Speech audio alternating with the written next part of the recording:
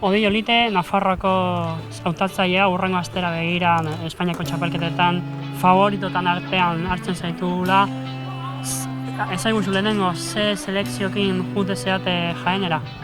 Apa, Nafarrotik Asier Etxeberria, Josu Etxeberria, Ailet Lasa, Diego Uriarte, Mikel Retegi, Unai Esparza, Jon Gil, Miguel Azkona, Iker Zerbiño eta David Lozano janen dira horritzea.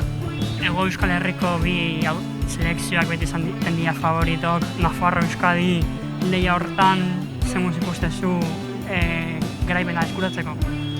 Bueno, garaipena beti zaila izanen da, aurten ere oso zaila izanen da, baina nik uste selekzio polita daramagula, korredorek sasoi puntunean daudela eta hor lehian ibikiko garela seguro. Egoera oso berezien iritsiko geha Jaenera egutegi oso diferentea, karrera gutxiki, duela bi hiru aste ia ez dela lasterketarik egon aiantzat, nola ikuste dituzu? Bueno, lehenengo ia korritzen dien, lehenengo gauza eta korritzen baituela.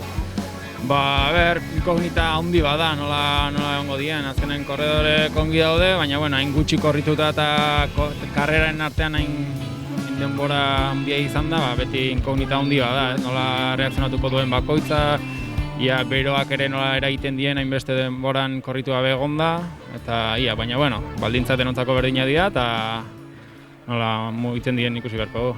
Suposatu dezakegu selekzioan artean favoritoa Josu dela, Zamorako itxula irabazitakeok maila oso ona erakutsi du, baina askotan liderrak izaten dira babestuenak. Ze beste aukerak uste dituzu Nafarroantzat? Argi dago Josu oso puntu honean dagoela, eta goz bete-betean. Baina, Josu da parte geho hor badago Unai Esparza, hor badago Asier Etxeberria, badago Dio, badago Mikel, badaia eta besteak ere. Maila oso ona duten, da nik uste karrera oso polita egin dezaketela. Eskerrik asko eta sortea. Ni esker zuei.